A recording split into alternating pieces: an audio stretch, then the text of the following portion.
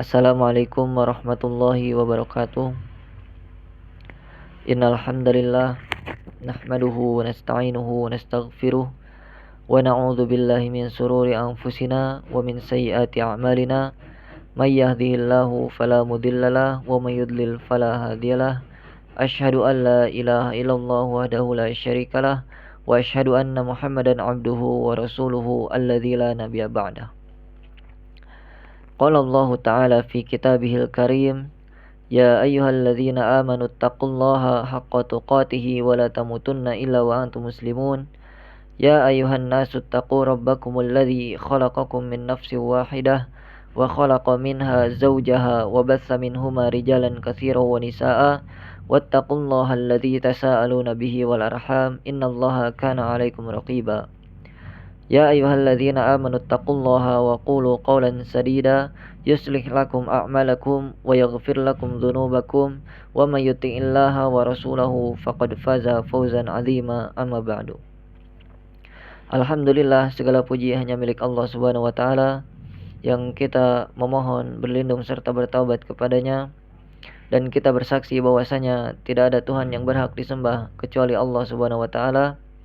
Salawat dan salam tidak lupa kita curahkan kepada Nabi kita Nabi Muhammad sallallahu alaihi wasallam beserta keluarganya, sahabatnya, tabi'in, tabi'ut tabi'in, dan kepada para pengikutnya yang senantiasa istiqomah berpegang teguh di atas sunnahnya Nabi Muhammad sallallahu alaihi wasallam hingga akhir zaman. Dan kita bersaksi bahwasanya Nabi Muhammad adalah Nabi dan Rasul utusan Allah Subhanahu wa taala. Alhamdulillah, pada kesempatan hari ini saya akan menyampaikan atau membacakan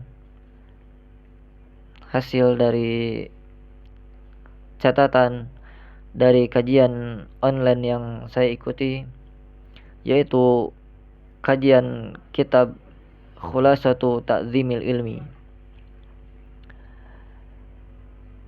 Pertama-tama, kitab ini ditulis oleh Syekh Shaleh Ibnu Abdillah Al-Utsaimin. Dalam pembahasan yang saya sampaikan ini, kitab ini diterjemahkan oleh Ustadz Abdullah Zain LC hafizahullah ta'ala. Dalam mukadimah, penerjemah yaitu Ustadz Abdullah Zain hafizahullah memberikan cuplikan kisah-kisah para ulama saat mereka belajar agama.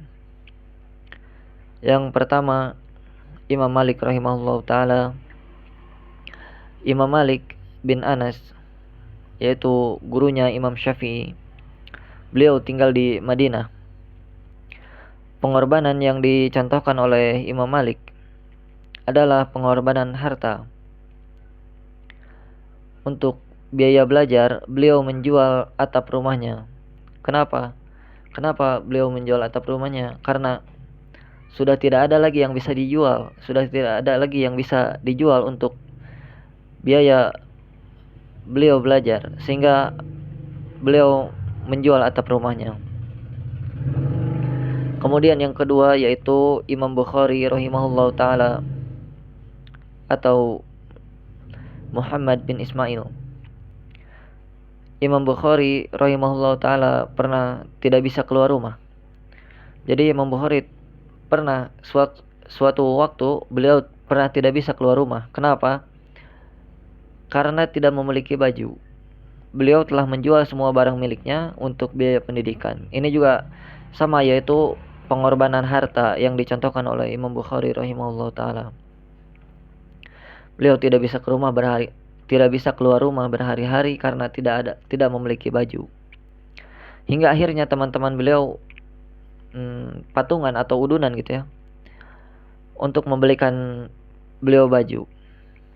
Dan cerita ini dibawakan oleh Az-Zahabi dalam Tarikh Al-Islam. Kemudian yang ketiga, Muhammad bin Yunus atau Imam Sa'lab. Ini merupakan contoh dari pengorbanan waktu. Pasalnya, beliau belajar nahwu dan bahasa Arab dari gurunya, yaitu Ibrahim Al-Harbi. selama 50 tahun. Beliau belajar ilmu nahwu dan bahasa Arab selama 50 tahun. Dan beliau tidak pernah absen walaupun sekali. Keterangan ini disampaikan dalam Al-Jami fi Akhlaq Ar-Rawi. Kemudian yang keempat yaitu Ikrimah rahimahullah, seorang ahli tafsir, muridnya Ibnu Abbas yang paling menonjol.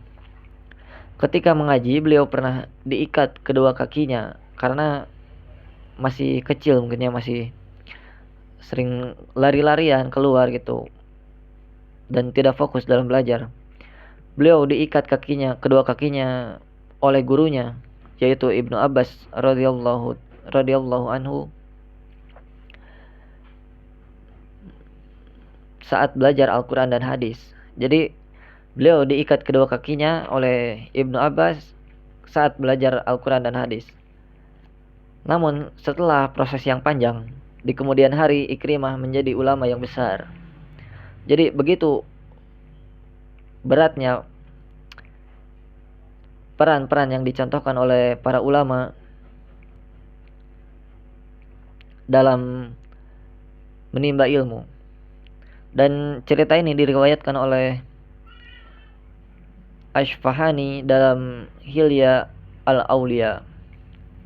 Kemudian yang kelima, Imam Ibnu Hatim rahimahullah ta'ala, beliau karena keterbatasan dana saat bepergian untuk belajar, kemanapun beliau pergi selalu berjalan kaki dari satu negeri ke negeri yang lainnya.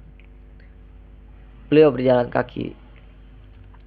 Dan suatu saat beliau pernah menghitung jarak yang ditempuhnya.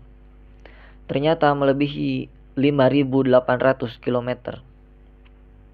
Jadi beliau bepergian dari suatu negeri ke negeri lainnya untuk belajar dengan berjalan kaki, dan beliau pernah menghitung salah satu perjalanannya yaitu 5.800 km, melebihi 5.800 km.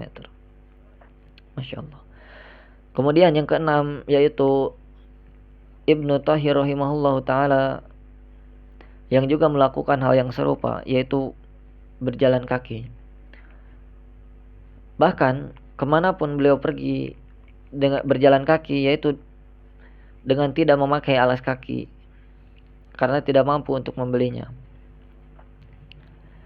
Karena saking panasnya gurun pasir menyebabkan efek pada tubuhnya, yaitu beliau pernah kencing darah 2 kali saat di Baghdad dan di Mekah. Dan kisah ini dibawakan Ibnu Asakir dalam Tarikh Dimashqi. Jadi itulah kisah-kisah ulama kita, kisah-kisah ulama terdahulu dalam menuntut ilmu. Perjuangan mereka sangatlah berat, perjuangan mereka sangatlah pedih untuk menuntut ilmu, menimba ilmu agama. Ada yang harus menjual atap rumahnya, ada yang harus berjalan kaki kemanapun beliau pergi, dan bahkan ada yang tidak memakai alas kaki. Ada yang tidak memiliki baju, tidak bisa keluar rumah karena tidak memiliki baju. Dan ada yang istiqomah, senantiasa istiqomah menimba ilmu selama 50 tahun kepada gurunya, tidak pernah absen sama sekali. Maka hendaklah kita sebagai anak muda termotivasi dengan kisah ini. Hendaklah kita bersemangat untuk senantiasa menimba ilmu, belajar ilmu agama. Karena perjuangan kita dan perjuangan para ulama terdahulu itu sangatlah beda, sangatlah jauh. Kita tidak harus sampai berjalan kaki. Kita diberikan keluangan waktu dan tidak kekurangan dalam harta, maka hendaklah kita senantiasa memanfaatkan kesempatan itu sebaik mungkin. Dan apakah para ulama terdahulu itu mereka merasakan menderita? Apakah mereka merasakan kesakitan karena perjuangan mereka? Mungkin ya, fisik mereka menderita, fisik mereka sakit, tubuh mereka sakit. Namun kesakitan itu, kepedihan itu terkalahkan dengan nikmat. Nikmat apa? Nikmat dalam hati mereka karena kecintaan mereka terhadap ilmu. Karena para ulama terdahulu mereka telah mencintai ilmu sepenuh hati.